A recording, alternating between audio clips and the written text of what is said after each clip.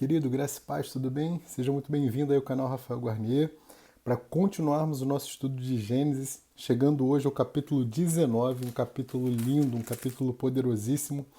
Né? Eu sei que fala acerca, né, da destruição da cidade de Sodoma e Gomorra, mas eu digo que é um capítulo lindo porque há ensinamentos para nós aqui, crentes, poderosíssimos. Amém? Então vamos lá.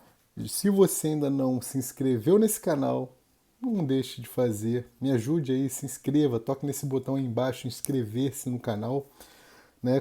Curta também, compartilhe esse vídeo enquanto você vai abrindo sua Bíblia aí, no capítulo 19 do livro de Gênesis, ok? Então vamos lá. Esse capítulo 19, né, ele vai ter um registro negativo aqui de Ló, né? Vai ter um registro negativo de Ló. A gente vai ver durante todo esse capítulo, os 38 versículos dele, esse registro negativo. Né? E do capítulo 1 ao 29, ele vai ser derrotado, né? Um justo derrotado, né? E uma coluna de sal. Por que derrotado? Porque perde sua família, né? Apesar de ser considerado justo aqui, a gente vai ver isso, né? A partir de agora. Olha lá, versículos 1 e 2. E vieram os dois anjos a Sodoma à tarde, e estava Ló assentado à porta de Sodoma, e vendo-os Ló, levantou-se ao seu rosto e inclinou-se com o rosto em terra, né? Ou à terra. Então aqui você já percebe o seguinte, esses dois anjos que saíram do encontro com Abraão, né, juntamente com o Senhor, eles saem, deixam o Senhor e Abraão, né, lá, os dois intercedendo, e eles vão conferir o que está acontecendo em Sodoma. Né? Então, a gente vê aqui que Ló era justo e Ló era piedoso. Por quê, Rafael? Que ele está sentado aqui à cidade, à porta da cidade, ele não aguenta mais. Você pode observar isso lá na segunda epístola de Pedro, né, no capítulo 2, nos versículos 6 ao 9. Vai lá e você vai observar, tá, o que eu estou falando. Então, quando ele se separa de Abraão, ele comete um grande erro. Por quê? Porque o testemunho de Deus estava com Abraão. É por isso que eu falo. A ingratidão de Ló aqui fez com que ele passasse por tudo isso que nós vamos ver nesse capítulo. Porque se o problema com Abraão era o gado que não tinha terra suficiente, meu irmão, era só ele falar assim, tio, não tem problema, vamos fazer um churrascão, vamos matar esses meus bois todinho, o que eu não quero é sair de perto de você. Se o problema é esse, a gente resolve agora. Mas não. Né? A gente sabe a história, né? Eles se separaram e Ló olhou as campinas de Manre, né? Que viriam a ser agora Sodoma, que vieram a ser agora Sodoma e Gomorra, e escolheram, porque era verdinha, era coisa linda, né? E deixou Abraão para o deserto, ok? E a gente sabe e está vendo o que aconteceu. Preste atenção, né? Ló vai para Sodoma, como eu acabei de falar, né? Olha Gênesis 13, 1, né? Gênesis 13, capítulo 13, perdão, versículos 1 ao 13, Gênesis 14, capítulo 14, versículo 12, né, e você vai observar, ele escolhe ir para Sodoma, ele escolhe ir para as Campinas, certo? Agora presta bem atenção no que eu vou te falar. Eles estavam em Ur dos Caldeus. Ur dos Caldeus é lugar de ídolo. Né? Eles têm contato com o Egito. Né? Tanto Abraão quanto Ló, né, eles tiveram esse contato com as riquezas e os prazeres do Egito. E agora, Ló está em Sodoma, uma cidade totalmente entregue ao pecado. Então você tem uma fronteira triangular aqui. Ur, Egito e Sodoma. Essa fronteira triangular, ao entorno, ao redor de Canaã. Nós temos então que vigiar muito quanto cristãos, para não voltarmos para nenhuma dessas três cidades. Que não voltemos para Ur, lugar de ídolos. Que não voltemos para o Egito, lugar de riquezas e lugar de prazeres. E que não voltemos a Sodoma, um lugar entregue ao pecado. Então não volte para nenhuma dessas três cidades. Essa fronteira triangular que nos impede de chegar à nossa Canaã, a nossa terra prometida. Amém? Continuando, versículo 2. E disse: Eis agora, meus senhores, entrai, peço-vos, em casa de vosso servo, e passai nela a noite, e lavai os vossos pés, e de madrugada vos levantareis, e ireis vosso caminho. E eles disseram, não, perdão. E eles disseram, não, antes na rua passaremos a noite. Versículo 3, e porfiou com eles muito, né? Insistiu muito. E vieram com ele, e entraram em sua casa, e fez banquete, e cozeu bolos sem levedura, e comeram, sem fermento. Né? Eu já falei para vocês aqui em muitas séries do canal que o fermento aqui representa o pecado. Então, percebam que o Ló cozeu bolos sem pecado, sem levedura, sem essa simbologia. Pães ázimos, pães sem pecado, sem fermento. Okay? Versículo 4. E antes que se deitassem, cercaram a casa os homens daquela cidade. Eles viram, né, os homens, né, entre aspas, os anjos, e cercaram a casa de Ló. E olha lá, os homens de Sodoma, desde o moço até o velho, todo o povo de todos os bairros de Sodoma. Versículo 5. E chamaram a Ló e disseram-lhe, onde estão os homens que a ti vieram esta noite? Traze-os para fora, a nós, para que os conheçamos.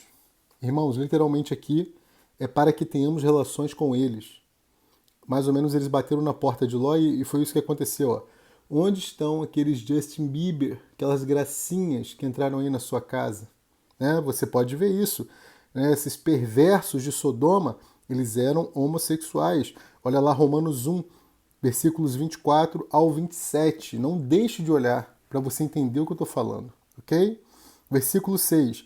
Então saiu Ló a eles à porta e fechou a porta atrás de si. Mais ou menos quando sai de casa você bate a porta e segura ela, né? Fica atrás segurando a porta. Versículo 7. Disse, meus irmãos, rogo-vos que não façais mal. Ló sabia do que se tratava. Né? Ló sabia que não eram homens. Tanto é que ele se prostra, ele se dobra, ok? Versículo 8. Eis aqui 2 filhas tenho, que ainda não conheceram homens, fora vô-las trarei, e fareis delas como for bom aos vossos olhos. Somente nada façais a esses homens, porque por isso vieram à sombra do meu telhado. Eles vieram justamente para observar o que vocês estão fazendo na cidade, e vocês estão aqui para confirmar aquilo que eles já suspeitam, que eles já sabem. Né? Vocês só vão confirmar a destruição da cidade. É isso que Ló está falando para eles aqui.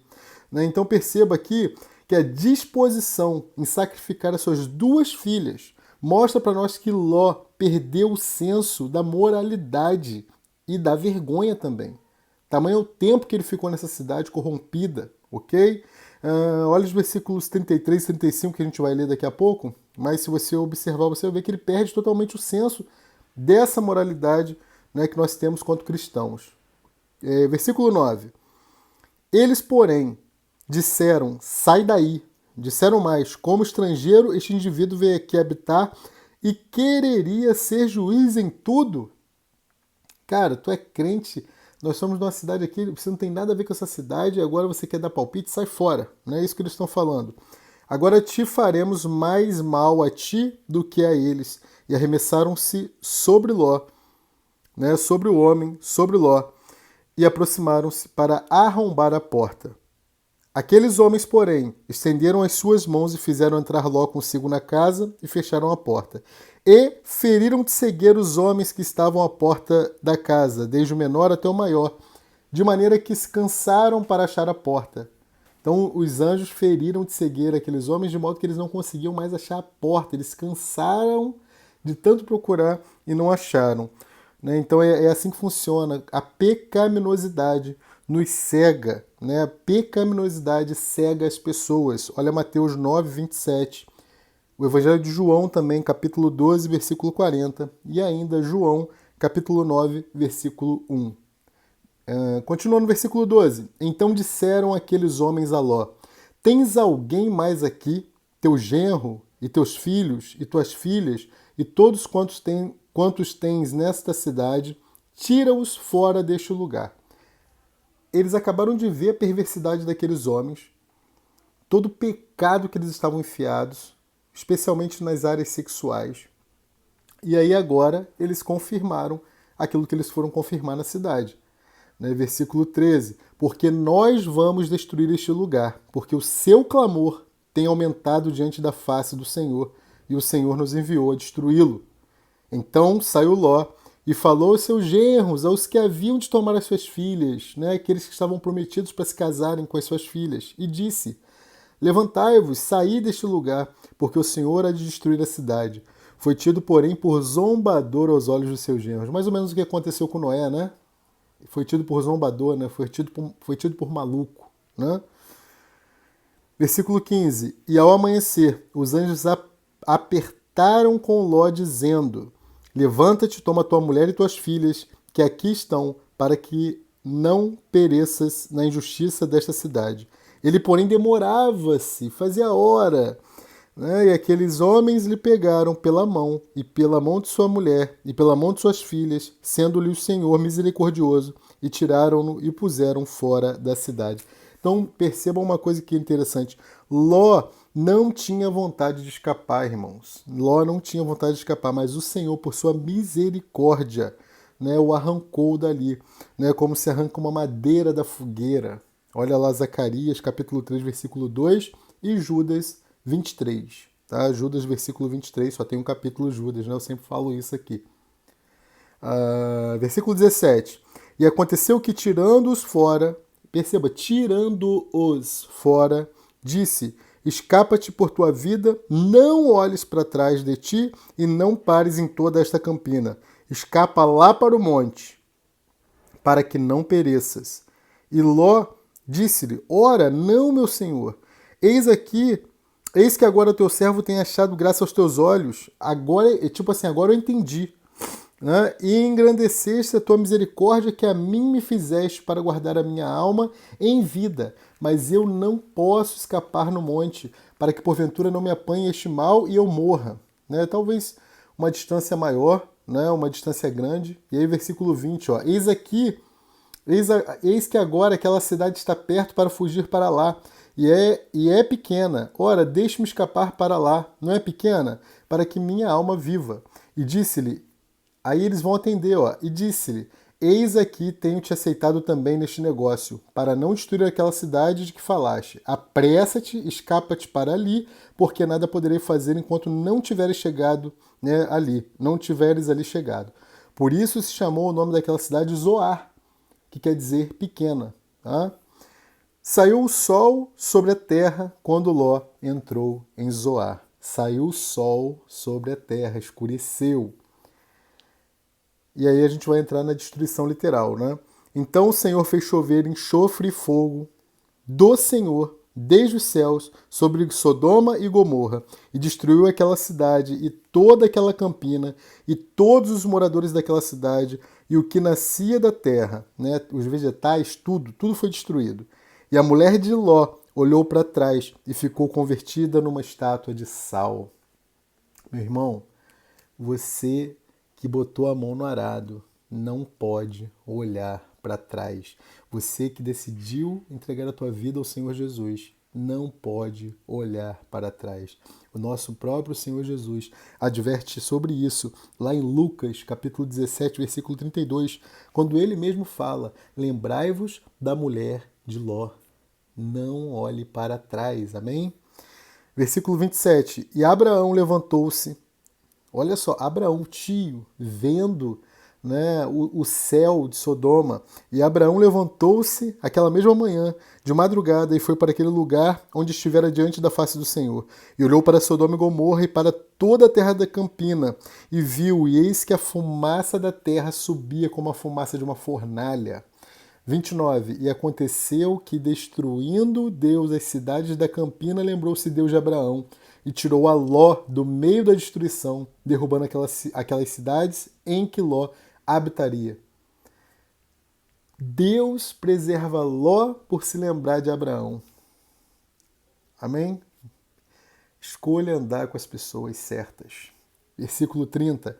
E subiu Ló de Zoar, e habitou no monte, e as suas filhas com ele, porque temia habitar em Zoar, e habitou numa caverna, ele e as suas duas filhas. Então o que sobrou para Ló? Somente ele e as suas duas filhas. Então a primogênita disse à menor: Nosso pai já é velho, e não há homem na terra que entre a nós, segundo o costume de toda a terra. Não há homem para que nós tenhamos descendência. Né? Isso que ela está falando aqui, ok? Versículo 32. Vem, demos de beber vinho a nosso pai e deitemo-nos com ele, para que em vida conservemos a descendência de nosso pai. Então perceba aqui uma situação muito interessante, né? É como se elas estivessem aqui drogadas mesmo, né? Com a perversidade do mundo, né? Com a perversidade de Sodoma, né? Com a perversidade do maligno. Então as filhas de Ló também perderam todo o senso aqui de moralidade. Todo o senso de moralidade foi perdido devido ao tempo que elas ficaram também em Sodoma, ok? E aí elas, né, desejavam ter filhos, né, ter descendência, né, e tem a descendência com seu pai. Aqui, quando elas fazem isso, elas quebram um princípio governamental de Deus. Não quebremos princípios governamentais de Deus. Aqui aconteceu através do incesto, mas na nossa vida acontece espiritualmente. Nós podemos quebrar princípios governamentais de Deus, espiritualmente falando. Olha lá, Mateus 7, dos versículos 21 ao 23. Okay? A descendência desse incesto torna-se um grande problema, torna-se um grande dano. A gente pode ver isso em Números, capítulo 25, versículos 1 ao 5 e Apocalipse 2, 14. Né? E vamos falar um pouquinho dessa descendência agora. Tá? Continuando, versículo 34. E sucedeu no outro dia que a primogênita disse, né? Veis aqui, eu já ontem à noite me deitei com meu pai. Demos-lhe de beber vinho também esta noite. E então entra tu, deita-te com ele, para que em vida conservemos a descendência de nosso pai. Certo? Acho que eu pulei o 33, né? Olha o 33. E deram de beber vinho ao seu pai naquela noite. E veio a primogênita e deitou-se com seu pai. E não sentiu ele quando ela se deitou, nem quando ela se levantou. Ele não sentiu. A Bíblia é literal, a Bíblia é verdade. Então ele verdadeiramente não sentiu. Não dá pra gente ficar aqui conjecturando. Ah, será que não sentiu? A Bíblia está falando, ele não sentiu. Ele não percebeu quando ela deitou e quando ela levantou. Ok? Versículo 35, né? Já li o 34, 35. E deram de beber vinho a seu pai também naquela noite. E levantou-se a menor e deitou-se com ele e não sentiu ele quando ela se deitou, nem quando se levantou. Ele não sentiu, nem quando ela deitou, nem quando ela levantou. 36. E conceberam as duas filhas de Ló, de seu pai. E a primogênita deu à luz um filho, e chamou seu nome Moabe. Este é pai dos moabitas até o dia de hoje. E a menor também deu à luz um filho, e chamou seu nome Ben-Ami. Este é o pai dos filhos de Amon, até os dias de hoje, até o dia de hoje. Alguns detalhezinhos para a gente fechar aqui. Né? Moabe quer dizer procedente do pai. Né? Então Deus rejeitou aqui os moabitas e os amonitas. Ok? Você pode ver isso no versículo 38, né, que a gente acabou de ler. Né? Aqui ele rejeita com um ódio santo e divino. Aqui ele rejeita com um ódio santo e divino. Ele ordena, né, ao seu povo a não procurar paz nem prosperidade com eles. Né? Você pode ver isso lá em Deuteronômio 23, dos versículos 3 ao 6, e Mateus também, capítulo 1, versículo 5. Ok? Percebam aqui uma coisa, Ben-Ami, no versículo 38, né, Ben-Ami, perdão, quer dizer filho do meu povo. E aí, para a gente fechar, né, só para você notar mais um detalhezinho poderoso. Ismael foi rejeitado. Olha lá, Gênesis 21, né, a gente vai chegar lá dos versículos 10 ao 12. Então, o filho da força, da suposta força que Abraão tinha, foi rejeitado. Moabe e Ben-Ami, né, Moabe e Ben-Ami, filhos do incesto, também foram rejeitados. Então, irmãos, só Isaac, gerado pela graça do Senhor, é capaz de cumprir o propósito de Deus. Amém? Então, que nesse dia, né, nesse dia de hoje que você está assistindo essa mensagem, você entenda que fazer a vontade de Deus é o melhor caminho para a nossa vida quanto cristão. Ore perguntando a Ele qual é a vontade dele para a nossa vida. O que Ele está fazendo que nós, quanto cristãos, podemos contribuir e cooperar. Na minha vida eu só quero isso. Cooperar com aquilo que o Pai tem vontade de fazer. Que seja assim contigo também. Amém? Um grande beijo, fique com Deus. Na próxima aula, né, no próximo vídeo, capítulo 20, estaremos juntos aí. Não deixe de curtir e compartilhar, né, esse vídeo e se inscrever no canal. Amém? Até a próxima. Tchau, tchau.